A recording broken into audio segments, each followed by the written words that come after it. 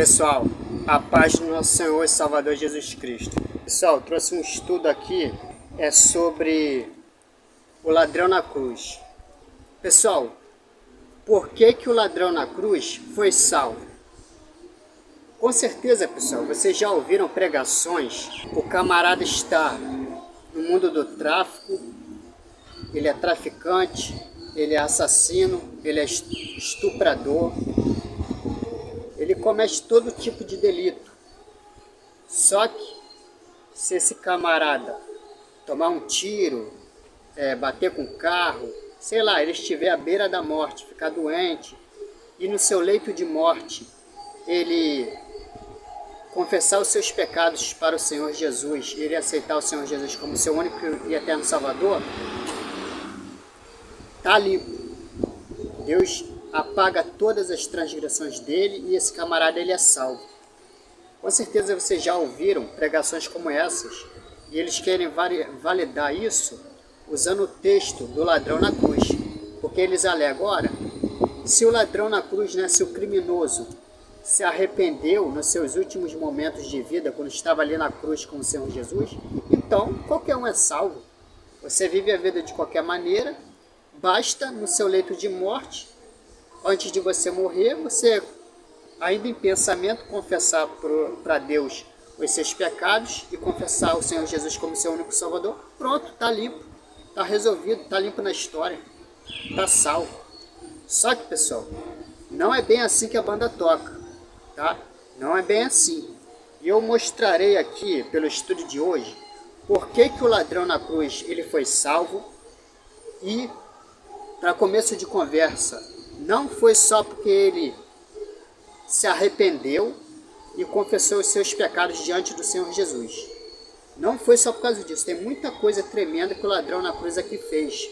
E vocês aprenderão no dia de hoje. Se tiver algum traficante, algum bandido, estuprador, alguma pessoa que comete algum tipo de crime e acha que ela pode viver a vida dela moda caramba, aí pronto, quando ela estiver quase morrendo, basta ela confessar o Senhor Jesus, pronto, está limpo, está salvo. Você vai se dar mal, hein? Você vai se dar mal, não é bem assim que a banda toca, não. Ah, mas o ladrão na cruz foi salvo. Vocês vão ver por que ele foi salvo, tá?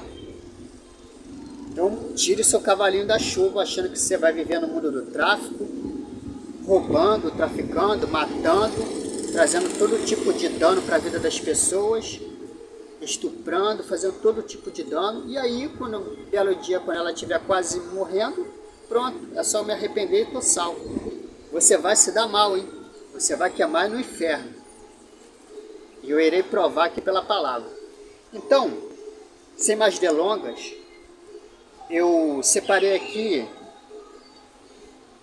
os 3 textos que aparecem o ladrão na cruz. Nos primeiros 2 textos que eu irei ler, vocês verão que todos os 2 criminosos estão zombando do Senhor Jesus.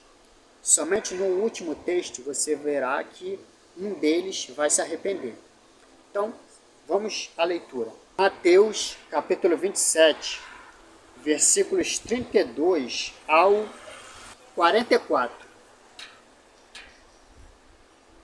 Ao saírem, encontraram um homem de Cirene, chamado Simão, e o forçaram a carregar a cruz. Chegaram a um lugar chamado Gólgota, que quer dizer lugar da caveira. E lhe deram para beber vinho misturado com fel, mas ele, depois de prová-lo, recusou-se a beber.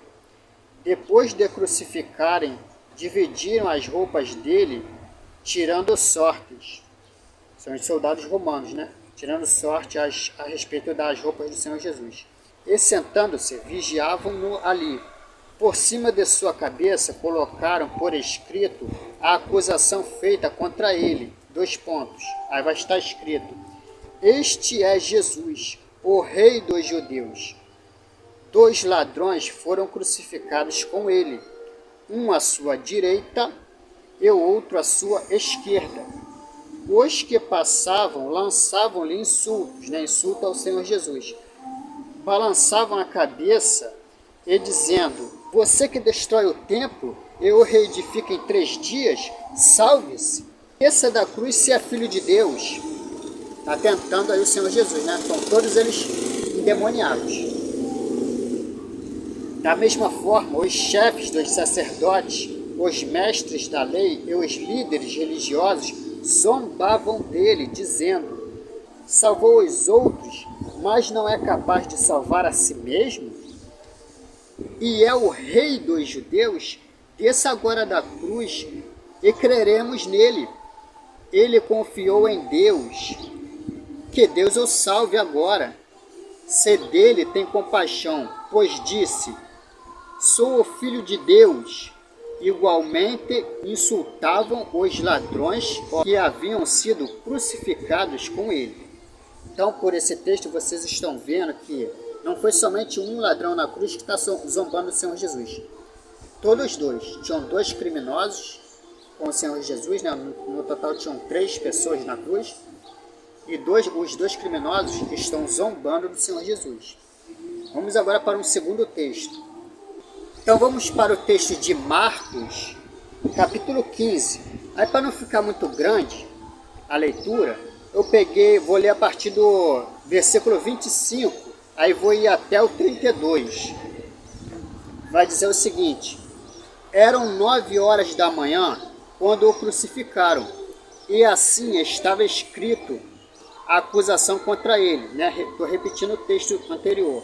O rei dos judeus. Com ele crucificaram 2 ladrões, um à sua direita e o outro à sua esquerda. E cumpriu-se a escritura que diz: ele foi contado entre os transgressores, né? Mesma coisa que estava escrito no outro texto que eu acabei de ler.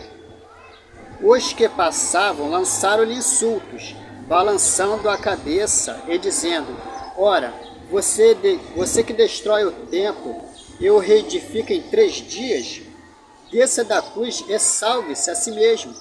Da mesma forma, os chefes dos sacerdotes e os mestres da lei zombavam dele entre si, dizendo: salvou os outros, mas não é capaz de salvar a si mesmo? O Cristo, o Rei de Israel, desça da cruz para que o vejamos e creiamos. Os que foram crucificados com ele, né, os 2 criminosos, também o insultavam. Então, mais uma vez, um outro texto que está deixando bem claro que os 2 criminosos estão insultando o Senhor Jesus. Não foi somente um, foram os 2. Está todo mundo ali zombando, né?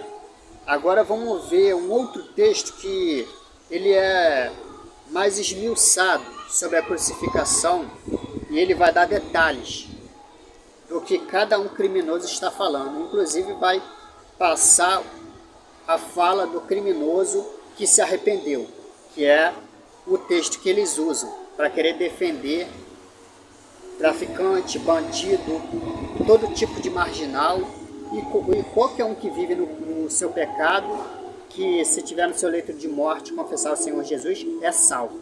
Interpreta esse texto erradamente.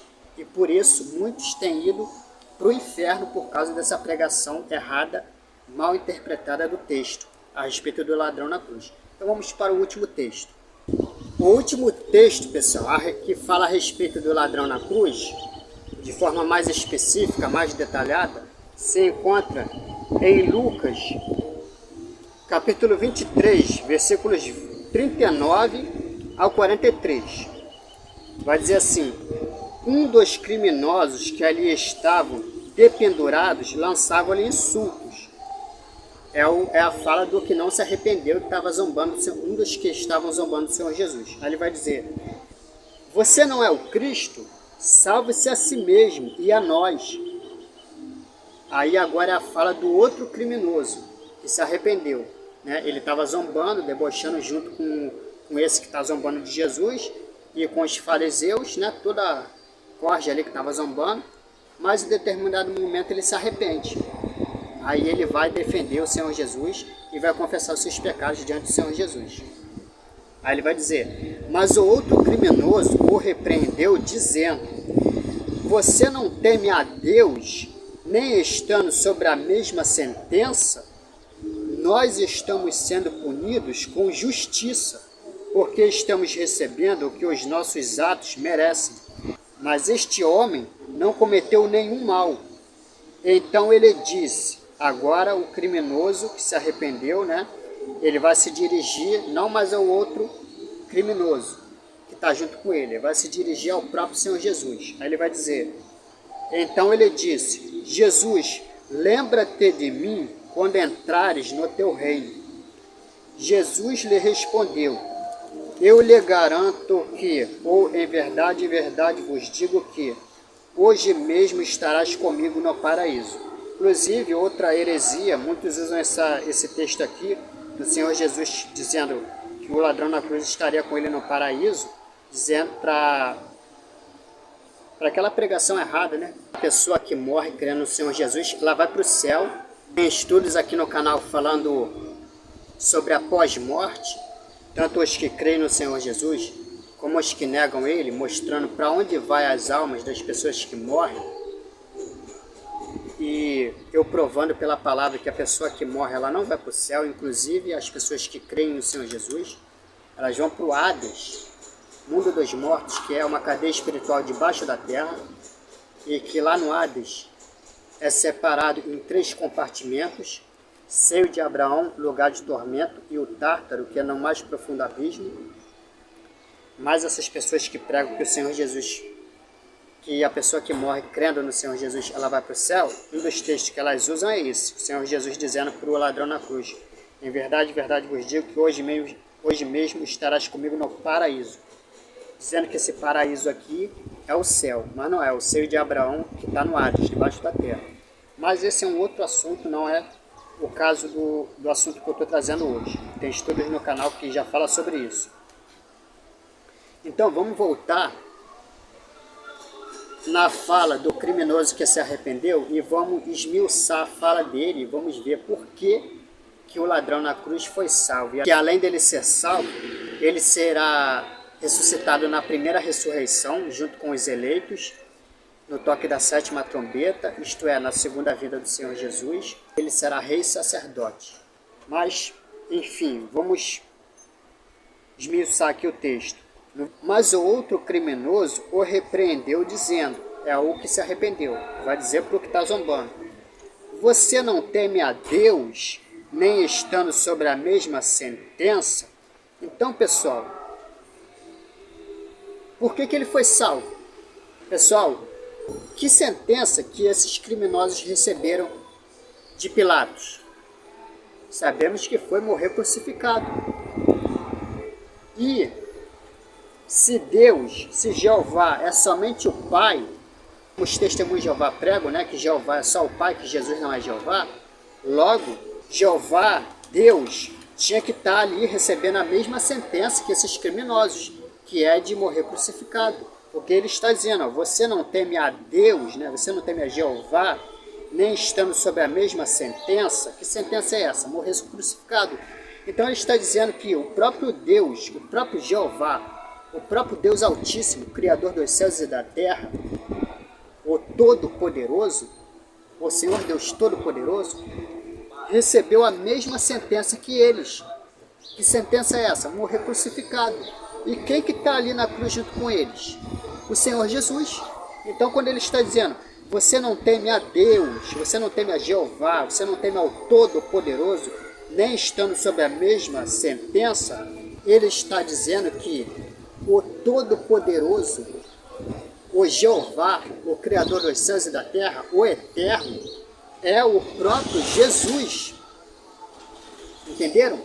Ou seja, o Senhor Jesus não disse, e aquele que me confessar diante os homens, e confessar a minha palavra diante os homens, eu te confessarei diante do meu Pai e dos teus santos anjos, mas aquele que me negar, e negar a minha palavra diante os homens, eu também te negarei diante do meu Pai e dos seus santos anjos. O Senhor Jesus não disse isso? E o criminoso está confessando o Senhor Jesus como Deus, como Jeová, perante todos os homens, Ele está declarando que Jesus é o próprio Deus, é o próprio Criador dos céus e da terra, é o próprio Deus Altíssimo, ele é o Eterno, o Todo-Poderoso. Ele está confessando em voz alta para todo mundo, coisa que nem os apóstolos fizeram até esse determinado momento. Eles só creram, os apóstolos, que andaram com o Senhor Jesus, que viram os milagres. Pedro andou sobre as águas junto com o Senhor Jesus. E Judas, que viu todos os milagres, traiu Jesus. Judas que viu Pedro andando sobre as águas. Judas que viu o Senhor Jesus fazendo muitos milagres.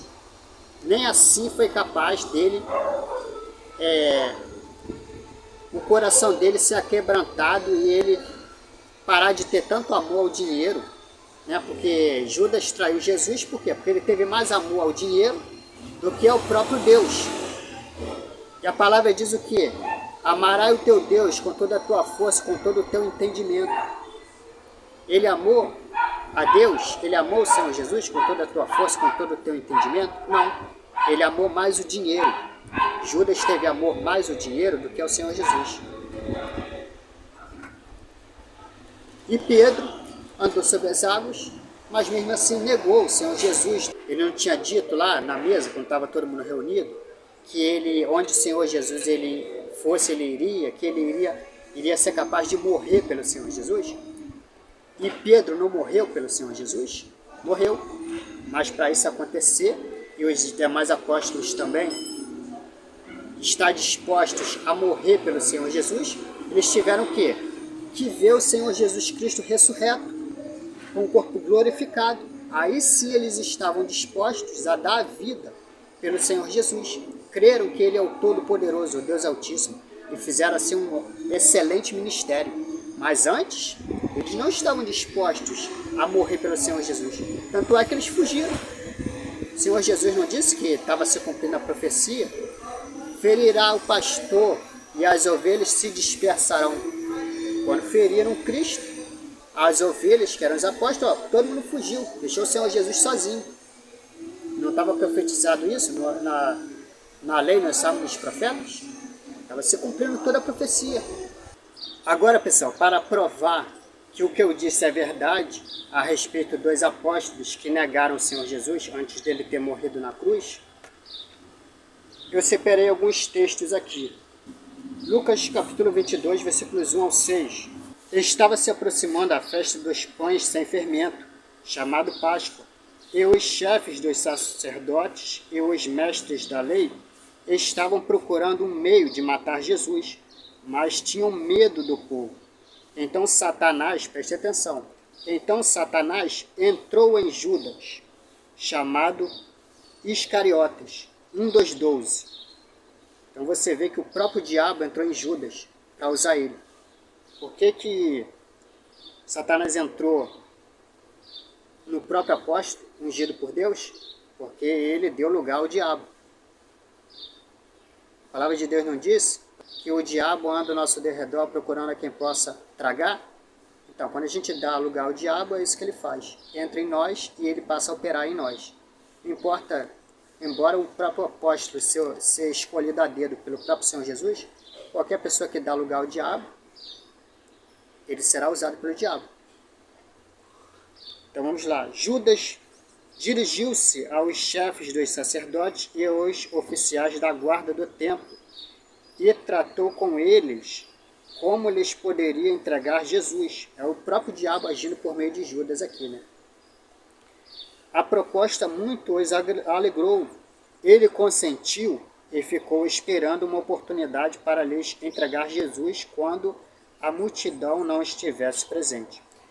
Então vamos para o versículo, ainda no capítulo 22 de Lucas, vamos para o versículo 21 ao 22. Estava todo mundo sentado na mesa, né, reunido. O Senhor Jesus vai dizer: mas eis que a mão daquele que vai me trair está com a minha sobre a mesa. O Filho do Homem vai, como foi determinado, né, como foi profetizado. Mas ai daquele que o trair. Então o Senhor Jesus está dando um alerta aqui. Está jogando uma indireta para Judas. Está tentando salvar ainda a vida de Judas. Está dizendo, ó, Você que vai me trair? Ai daquele, hein? Cuidado, hein? Se arrependa, hein? Não vai ter perdão, hein? Agora vamos para Mateus, capítulo 26, versículos 47 e 48. Enquanto ele ainda falava, né, enquanto o Senhor Jesus ainda falava, chegou Judas, um dos 12. Com ele estava uma grande multidão, armada de espadas e varas, enviada pelos chefes dos sacerdotes e líderes religiosos do povo. O Senhor Jesus e os 3 apóstolos estavam escondidos, e Judas apareceu com os soldados romanos e com os judeus incrédulos para entregar o Senhor Jesus, né? Para trair o Senhor Jesus com um beijo. O traidor havia combinado um sinal com eles, dizendo-lhes: aquele a quem eu saudar com um beijo é ele, prendam-no. E agora vamos voltar para Lucas de novo, capítulo 22, versículo 47 ao 48. Enquanto ele ainda falava, apareceu uma multidão conduzida por Judas, um dos 12. Aquele texto que eu li anteriormente, né? Este se aproximou de Jesus para saudá-lo com um beijo. Mas Jesus lhe perguntou: Judas, com um beijo você está traindo o Filho do Homem? Então vimos aqui a traição de Judas, né? Ele amou mais o dinheiro, a ganância, o seu coração falou mais alto do que o seu próprio Deus. E por isso, Satanás entrou nele e agiu, operou nele. Agora vamos ver o outro que negou o Senhor Jesus. Pedro, negando Jesus 3 vezes. Então vamos para Lucas, capítulo 22, versículos 31 ao 34. O Senhor Jesus falando para Pedro, né? Simão. Simão, Simão, Satanás pediu vocês, né? Vocês, os 12 apóstolos, para peneirá-los como trigo. O que é peneirar? Boa prova. Né? Fazer separação entre o joio e o trigo. A peneira não servia para isso? Então, mas eu orei por você, para que a sua fé não desfaleça. Outro texto aqui que refuta a doutrina calvinista, que Deus de antemão criou pessoas para praticarem o bem e pessoas para praticar o mal. A doutrina calvinista, e que o ser humano não tem livre-arbítrio. Outra doutrina mentirosa, porque se isso fosse verdade, se Pedro já estivesse predeterminado por Deus, assim como Judas, para trair Jesus, então por que Jesus se daria o trabalho de orar e jejuar por Pedro? Já que já está tudo predestinado, já que somos já como um robô na mão de Deus, que Deus instalou como se fosse um sistema operacional na nossa mente, e Deus operou, e a gente não tem como ter livre-arbítrio para escolher entre o bem e o mal, que Deus já determinou todas essas coisas, como o calvinismo prega. O Senhor Jesus não se daria o trabalho de orar e jejuar por algo que ele mesmo já determinou que o homem faria. Não faz sentido nenhum. Mas vamos continuar a leitura. Para que a sua fé não desfaleça. E quando você se converter, fortaleça os seus irmãos. Mas ele respondeu: estou pronto para ir contigo para a prisão e para a morte. De fato, Pedro faria isso no futuro, mas o Senhor Jesus estava dizendo que ele ainda não estava preparado. A sua fé no Senhor não estava firme. Respondeu Jesus: eu lhe digo, Pedro, que antes que o galo cante hoje, 3 vezes você negará que me conhece. E aí vamos para o texto de Mateus, capítulo 26, versículos 69 a 75. Pedro estava sentado no pátio, e uma criada aproximou-se dele e disse: você também estava com Jesus o Galileu. Mas ele o negou diante de todos, dizendo: não sei do que você está falando. Depois saiu em direção à porta, onde outra criada ouviu e disse aos que estavam ali: este homem estava com Jesus, o Nazareno. E ele, jurando, o negou outra vez: não conheço esse homem. Pouco tempo depois, os que estavam por ali chegaram a Pedro e disseram: certamente você é um deles, o seu modo de falar o denuncia. Aí ele começou a lançar maldições e a jurar: não conheço esse homem. Imediatamente um galo cantou. Então Pedro se lembrou das palavras que Jesus tinha dito: antes que o galo cante, você me negará 3 vezes. E saindo dali, chorou amargamente. Agora vamos para o texto de Tomé. Marcos, capítulo 16, versículo 14. O Senhor Jesus aqui já com o corpo glorificado e ressurreto. Já tinha aparecido para muita gente. Mais tarde, Jesus apareceu aos 11, enquanto eles comiam.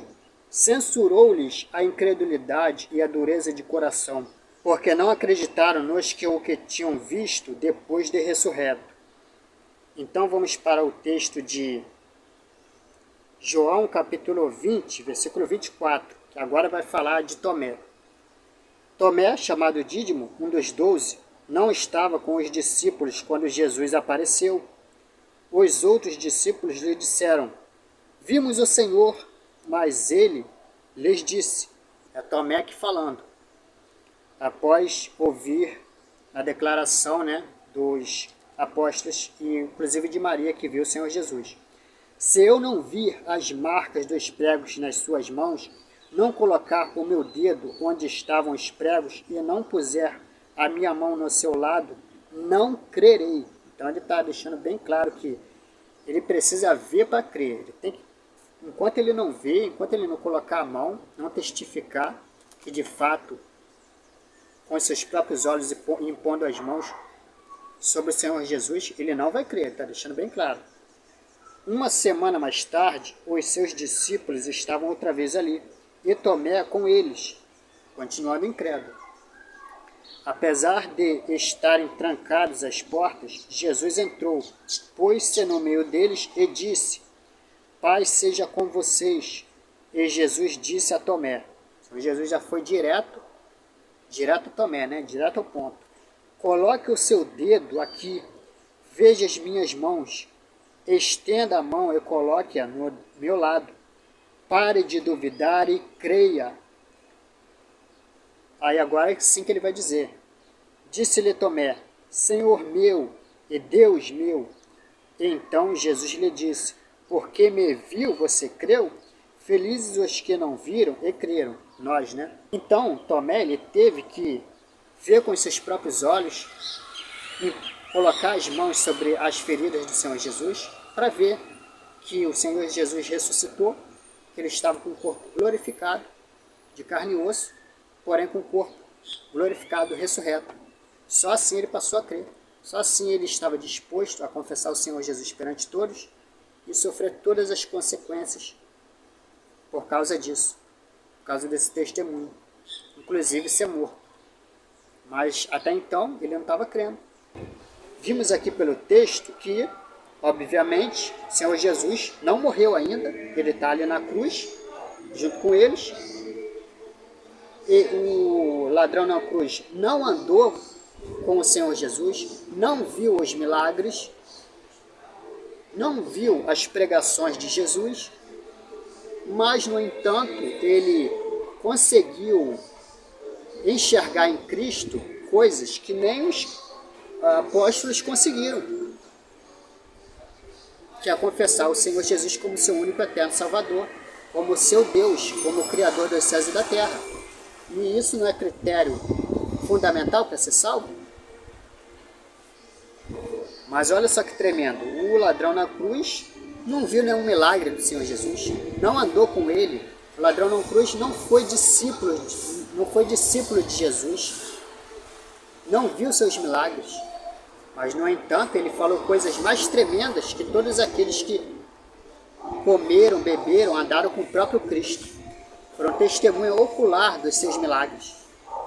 Você viu que a salvação do ladrão na cruz não é simplesmente porque ele confessou seus pecados. Tem coisas muito mais tremendas que o ladrão na cruz confessou ali, que nem os que andavam com Cristo conseguiram enxergar nele.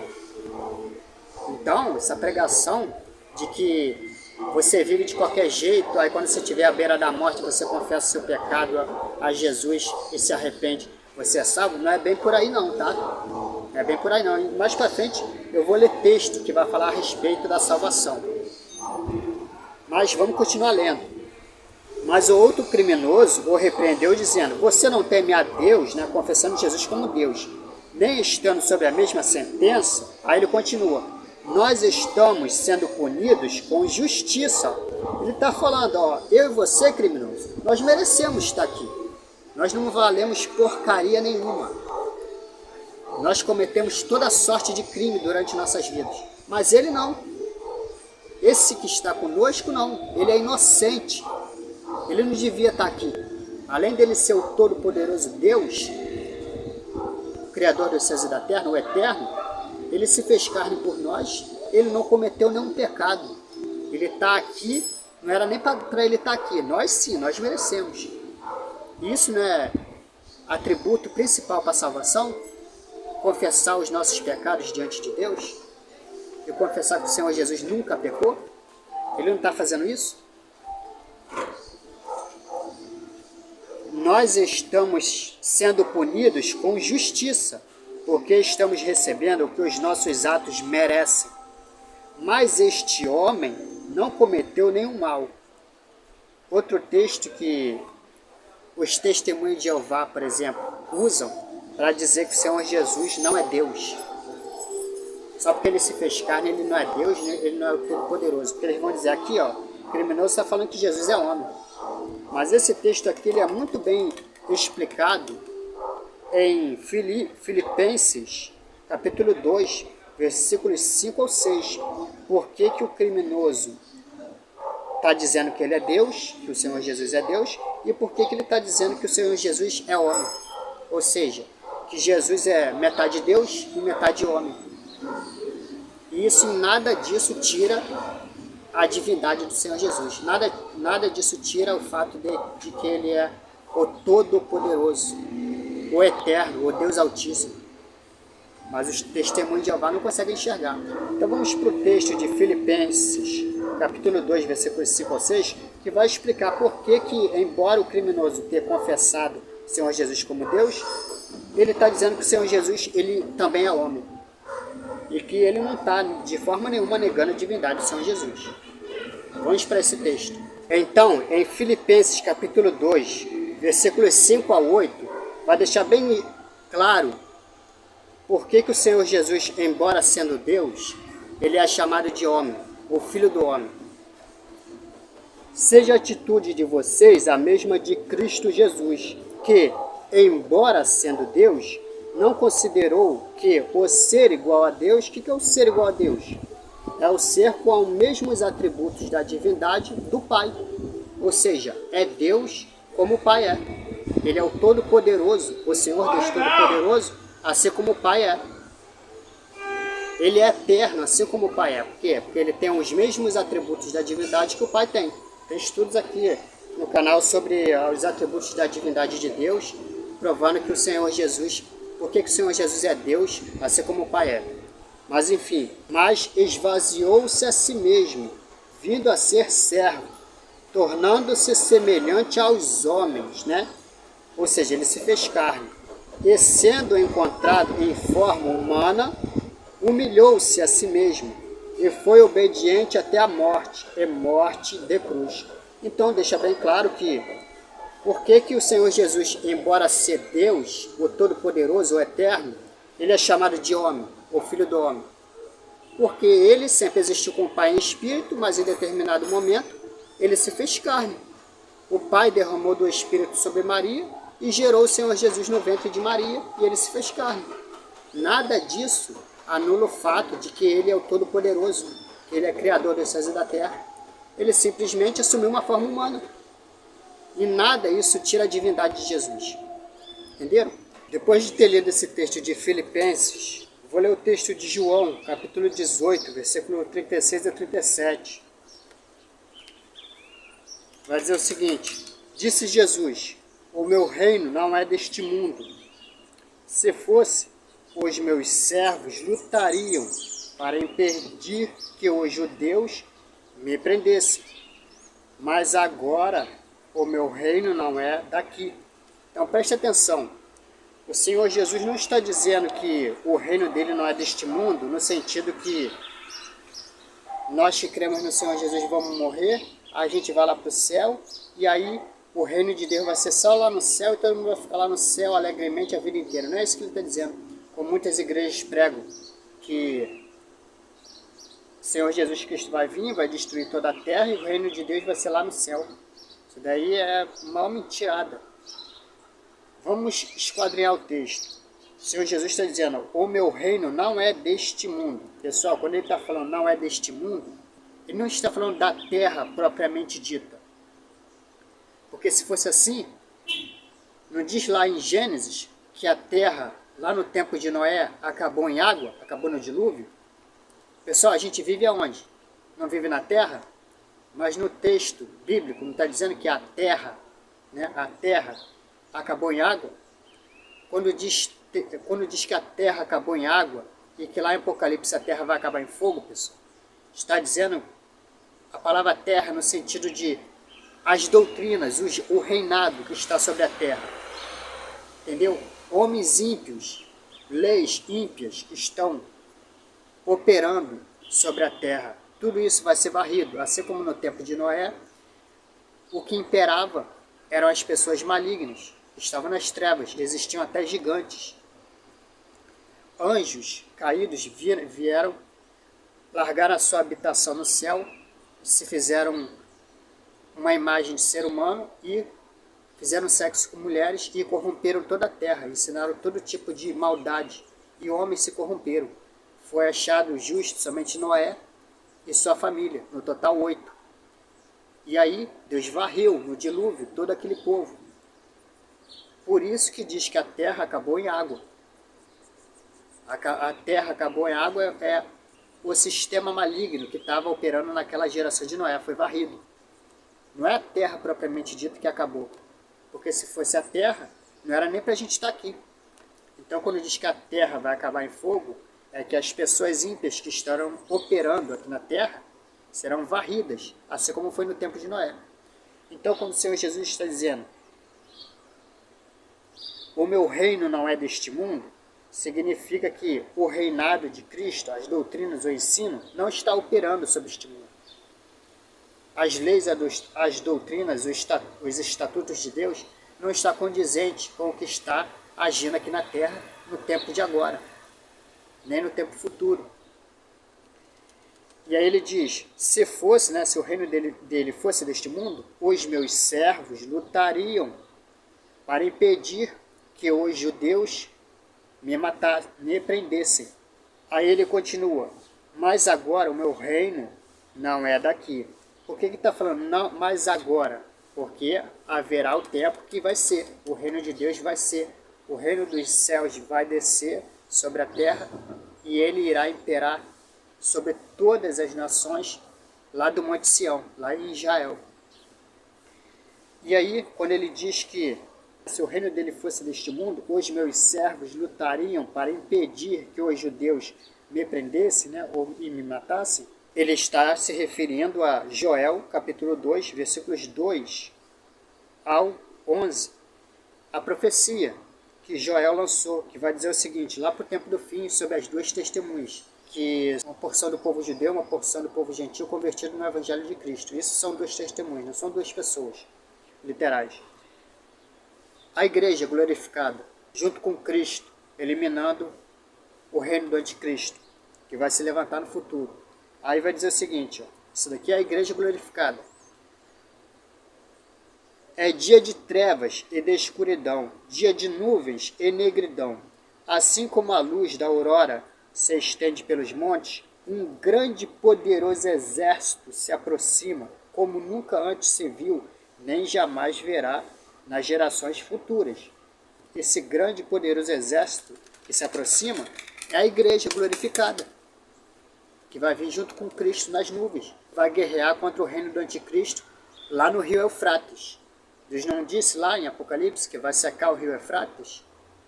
É para que aquilo? Que o rio Eufrates vai ser secado? Para acontecer a peleja. E não diz lá que vai acontecer quando o rio Eufrates secar, que vai acontecer a grande batalha do Armagedon? Então, é se cumprindo esse texto aqui. Diante deles, esse texto é a igreja, diante deles o fogo devora, atrás deles arde uma chama, diante deles a terra é como o jardim do Éden, atrás deles um deserto arrasado, nada lhe escapa. A igreja vai acabar com tudo, a igreja glorificada.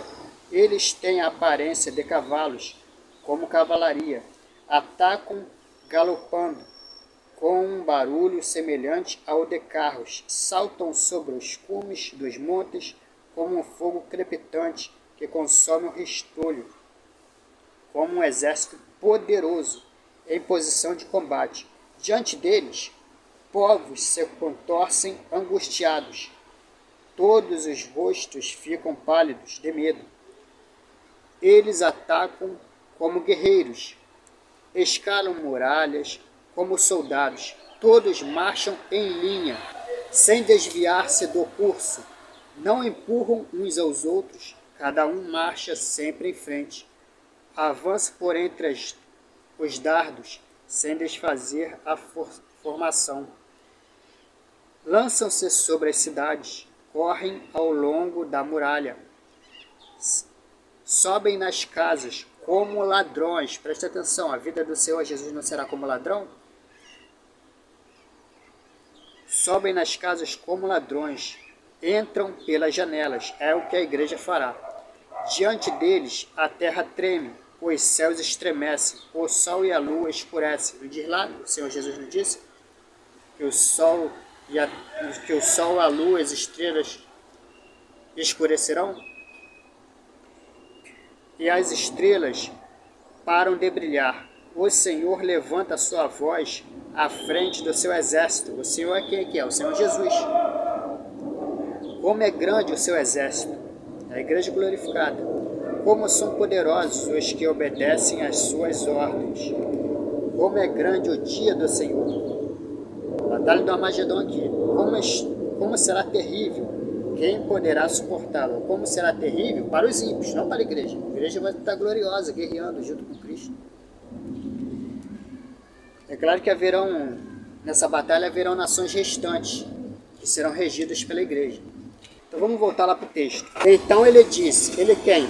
O ladrão na cruz. Agora ele vai se referir ao Senhor Jesus. Jesus, lembra-te de mim quando entrares no teu reino. Olha só que coisa tremenda.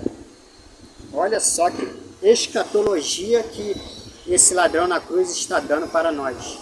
Lembra-te de mim quando vieres no teu reino. Ou seja, ele está dizendo que o reino de Deus vai ser aqui na terra, não no céu.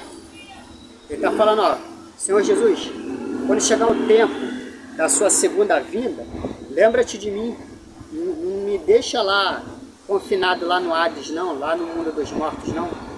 Me ressuscita, não me condena, não. É isso que ele está falando. Ele está falando que o reino de Deus vai ser na terra, não no céu. Porque o reino de Deus já é no céu, sempre foi, sempre será. Mas o reino de Deus está aqui na terra? Não está. Ele está na terra, sim, dentro dos homens que se sujeitam à vontade de Deus. O que é um reino?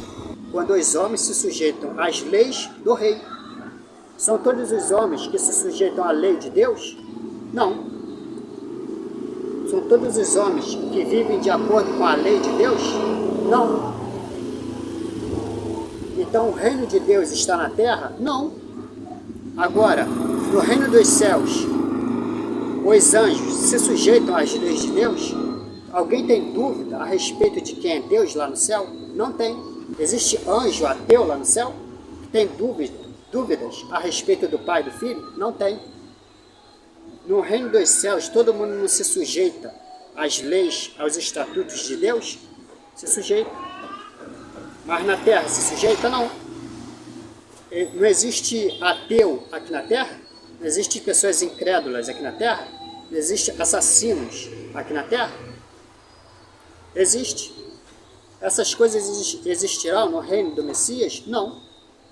Então o reino de Deus está na terra? Não está. Ele está na terra, sim, sobre aqueles que se sujeitam à lei de Deus. Aqui aqueles que recebem o Espírito de Deus, o Espírito Santo, e se sujeitam à sua vontade, abandonam a sua própria carne. Aí sim o reino de Deus está sobre essas pessoas. Mas no geral, você vê que o mundo está em trevas. As pessoas estão em trevas. Por quê? Porque desobedecem à lei de Deus. Logo, o reino de Deus ainda não veio sobre a terra. Ele virá, futuro. Por isso que ele está dizendo: Jesus, lembra-te de mim quando entrares no teu reino. Ou seja, quando você vir expulsar o diabo e seus demônios, eliminar todos aqueles que colocaram a marca da besta e te rejeitaram a sua igreja, e estabelecer o seu reinado aqui na terra, as suas leis, as suas ordenanças aqui na terra, lembra de mim. Então ele está provando, ele está testificando que o reino de Deus, ele vai vir do céu para a terra. Coisas que até a igreja de hoje não aceita. Dizem que o reino de Deus vai ser só no céu, que todo mundo vai morar lá no céu e que vai ficar todo mundo vivendo no céu. Aqui na terra não vai ter ninguém, né? Que as pessoas que vão sair daqui da terra vão ir lá para o céu para viver lá no céu. Aliás, elas já dizem que isso já acontece, né? Que tem gente lá no céu, vivendo lá no céu, lá, com o reino. Não é isso que a igreja católica prega? Faz chover, São Pedro, faz chover, como que se Pedro estivesse lá no céu agora e Deus tivesse dado um cargo ministerial para Pedro, e Pedro, o apóstolo Pedro, decidisse se vai fazer sol, se vai fazer chuva, se vai trevoar. Aí você tem que orar para Pedro. Para o apóstolo Pedro, né, São Pedro, decidir. Ou seja, tremendo de uma heresia. Pedro não está no céu, Pedro está no Hades, debaixo da terra. Mas o criminoso aqui está dizendo que o reino de Deus vai ser na terra e não no céu. Porque no céu ele já é. O próprio Pai vai descer do céu e vai vir para a terra. Vocês estão vendo? E esse criminoso, ele, como eu já disse, ele não andou com o Senhor Jesus, ele não viu os milagres. Olha com tanta escatologia que esse homem está dando aqui para nós. Não tinha como esse homem ser salvo. Imagina se ele andasse com o Senhor Jesus. Sem andar com Cristo, sem aprender nada com ele ali, sem ser testemunha ocular dos milagres. Ele já está falando tanta coisa tremenda que nem a igreja de hoje é capaz de enxergar, mesmo tendo toda a lei, os salmos, os profetas e os apóstolos e o Apocalipse para ler. Começa a pregar um monte de heresia. Nem com toda a Bíblia a igreja erra na pregação. E esse homem que não andou com Cristo, não aprendeu nada de escatologia, não viu os milagres, está confessando essas coisas tremendas. Como é que o Senhor Jesus não ia salvar esse cara? Entendeu? E eles querem usar isso para dizer se o camarada ele é traficante, se ele é ladrão, se ele é assassino. Ele vai viver uma vida inteira no crime. Se ele tomar um tiro, tiver entre a vida e a morte, quando ele estiver ali agonizando, se ele falar: Senhor Jesus, eu me arrependo, confesso os meus pecados, ele é salvo. Vai ser salvo porcaria nenhuma. Ele vai queimar no inferno. Porque o camarada, você vê aí o camarada, ele está no mundo do tráfico, no mundo do roubo. Ele está viciando um monte de família com essa porcaria de droga. Ele está oprimindo um monte de gente. Ele tem a mãe, tem o pai que de repente é crente, está pregando o evangelho para ele. Ele tem pessoas pregando o evangelho para ele. Ele toma tiro, não morre. Deus tem misericórdia dele e estende a vida dele. Ele é preso, apanha e não morre. Ele está na laje com um radinho, cai da laje, bate de cabeça, não morre. Ele é atropelado, não morre. E ele continua, se recupera e continua na mesma vida. Mesma vida criminosa, não aprende de jeito nenhum. Aí esse cara que fez um monte de maldade durante a vida, quando ele está à beira da morte, ou porque está doente, ou porque tomou tiro, ou bateu com o carro, sei lá mesmo, está entre a vida e a morte, ele lembra do texto do ladrão na cruz e pensa: opa, chegou o meu momento. Senhor Jesus, estou arrependido, me salva. Aí ele é salvo. Meu irmão, esse camarada, ele vai queimar no inferno. Se você que estiver vendo esse vídeo, se você é traficante, se você é assassino, Você comete qualquer tipo de pecado e não se arrepende? E você acha que quando você estiver entre a vida e a morte, você vai confessar o Senhor Jesus e você vai ser salvo, porque você está se validando no texto do ladrão na cruz? Sabe você que você vai queimar no inferno. Você não vai ser salvo, não. Agora vamos para os textos que eu vou provar isso que eu estou falando. Que fala a respeito de arrependimento de pecados. Que fala a respeito de salvação. Mateus, capítulo 3, versículos 7 ao 10. Esse texto, pessoal, é o João Batista falando para os fariseus. O João Batista estava lá batizando, né, as pessoas nas águas. E aí, os fariseus, os incrédulos, ficaram sabendo que João Batista estava batizando. E foi lá, né, ver o que estava acontecendo. Aí, João Batista avista eles, e já conhecia sobre a má fama deles. E aí, João Batista vai gritar bem alto para eles. A João Batista vai dizer: quando ouviu que muitos fariseus e saduceus vinham para onde ele estava batizando, ele quem? João Batista.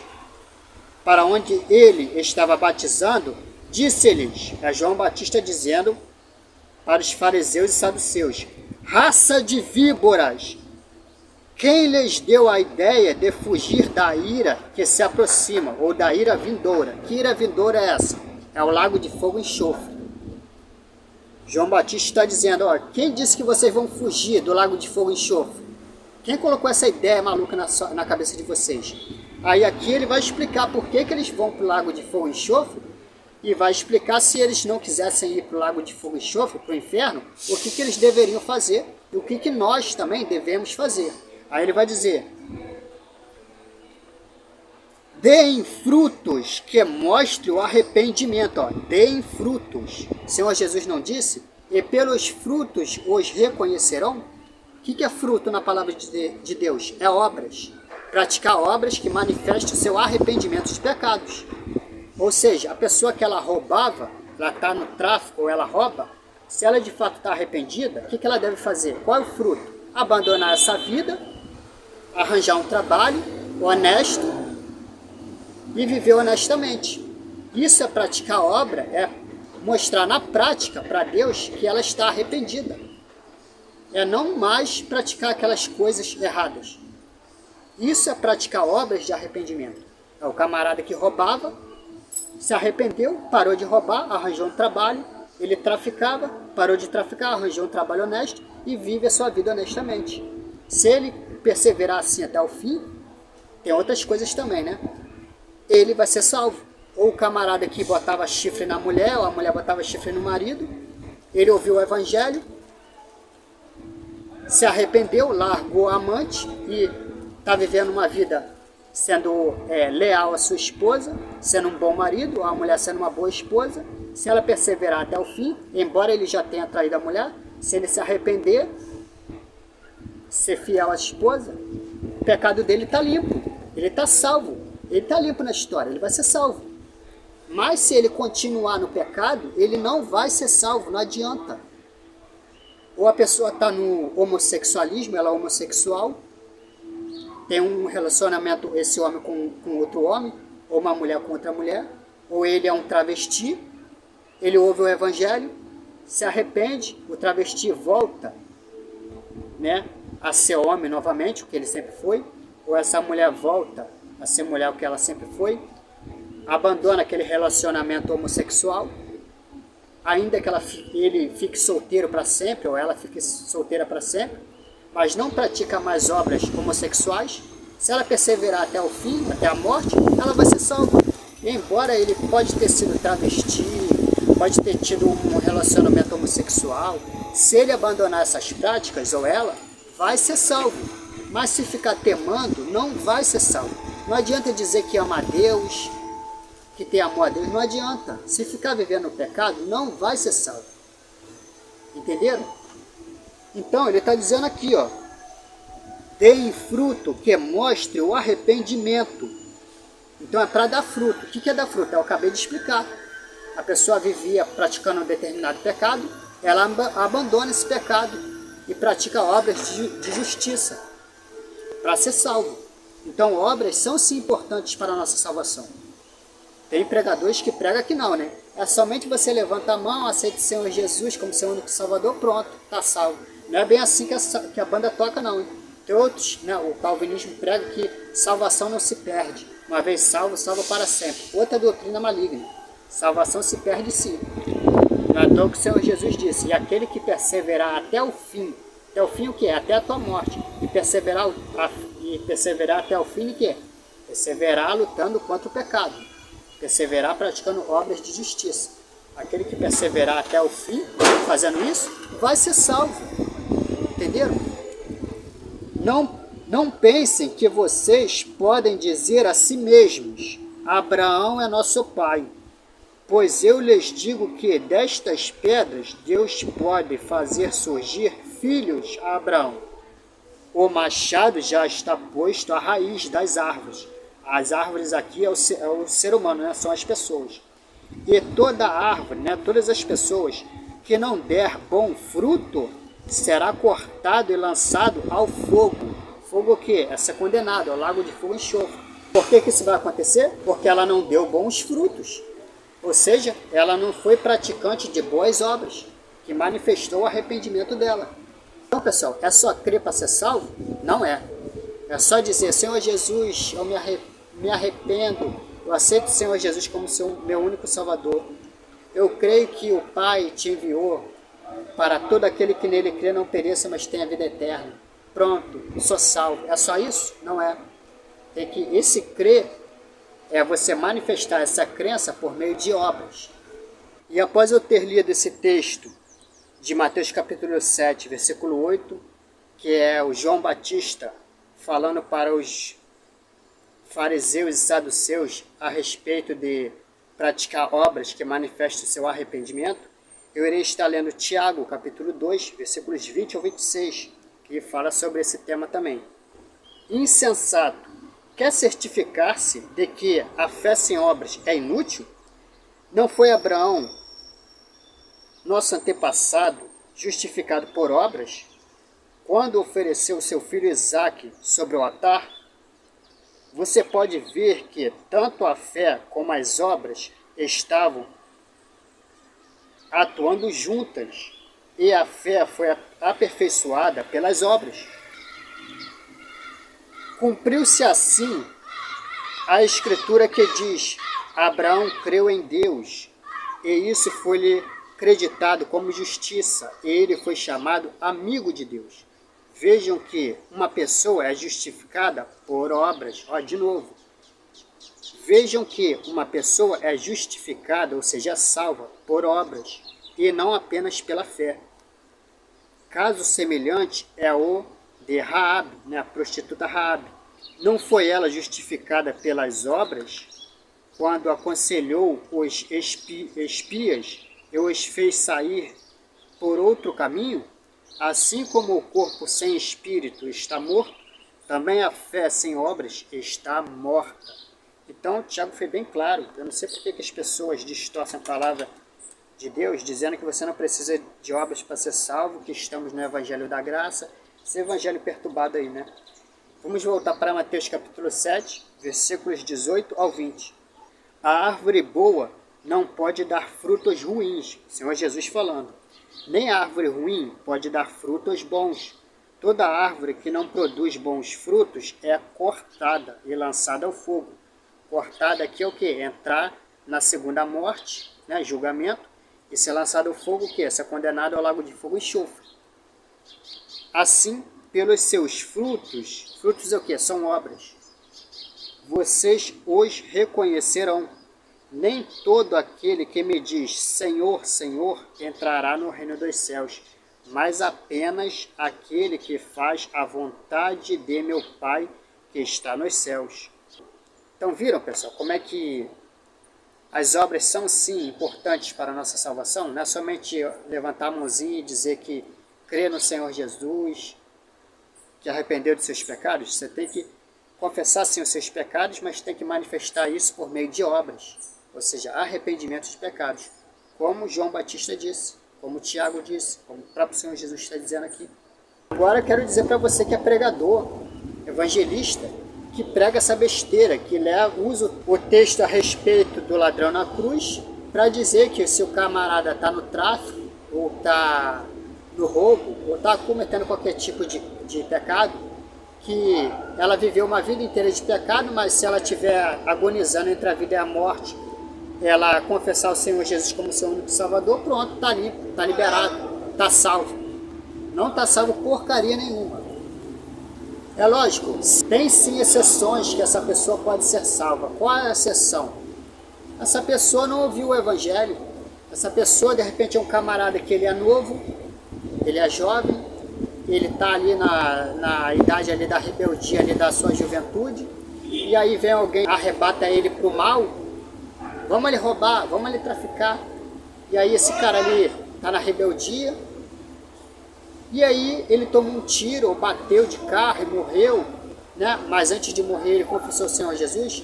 Pode ser que ele possa ser salvo? Pode ser, mas você não deve se validar nisso, achando que você vai viver no pecado a vida inteira, está ouvindo diversas vezes que você está vivendo em pecado, que você tem que se arrepender, entra por um ouvido e sai pelo outro, só porque a pessoa acha, não tem problema não, quando eu estiver quase morrendo, eu me arrependo e pronto, sou salvo. Você está se enganando, tá? Porque você está ouvindo a pregação do Evangelho, você que está no homossexualismo, você está ouvindo que o homossexualismo é pecado sim, que você deve se largar o homossexualismo, você está ouvindo que viver traficando é pecado sim, que viver roubando é pecado sim, que viver botando chifre na sua esposa, a esposa botando chifre no marido é pecado sim, e tantos diversos pecados. Você está sendo, a palavra de Deus está denunciando a sua vida de pecado, e você não quer se arrepender, você não faz nenhuma forcinha,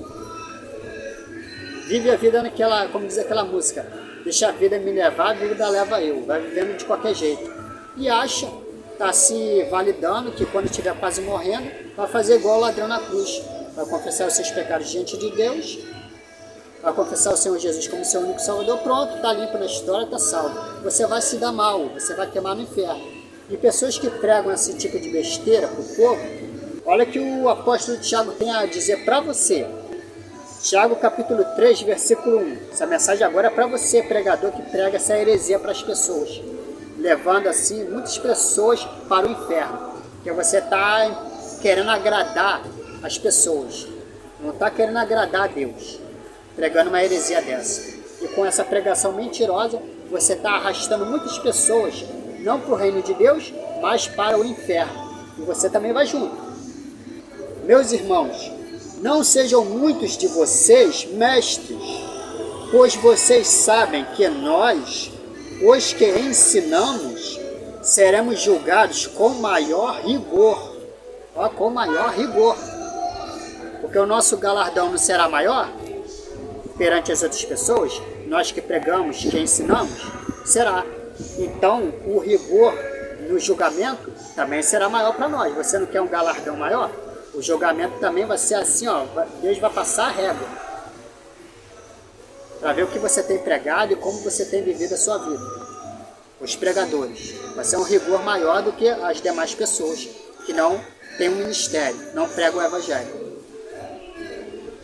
Então ele está dizendo, meus irmãos, não sejam muitos de vocês mestres, pois vocês sabem que nós, os que ensinamos, pregamos o Evangelho, seremos julgados com maior rigor.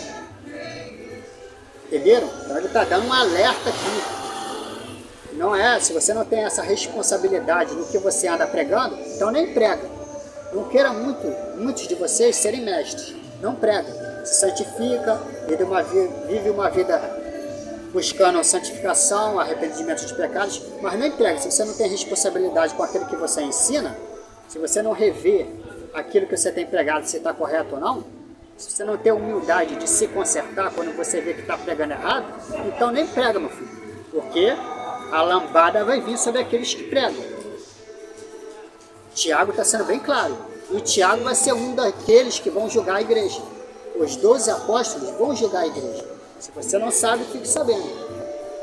Entenderam? Então, terminando por aqui o estudo, espero que vocês tenham gostado e Repasse esse vídeo para a pessoa. Você tem um amigo que está no mundo do tráfico, no mundo do roubo, ou praticando, ou no mundo do homossexualismo, ou qualquer tipo de pecado, que acha que ela pode, você prega o evangelho para ela, e ela acha que e o evangelho entra por um ouvido e sai pelo outro, porque ela tem na mente essas pregações erradas, que ela vai viver uma vida inteira de pecado, só porque ela está se validando no ladrão da cruz, que quando ela estiver à beira da morte, ela vai confessar o Senhor Jesus como seu único Salvador, e vai pedir perdão a Deus, e vai ser limpo na história, vai ser salvo.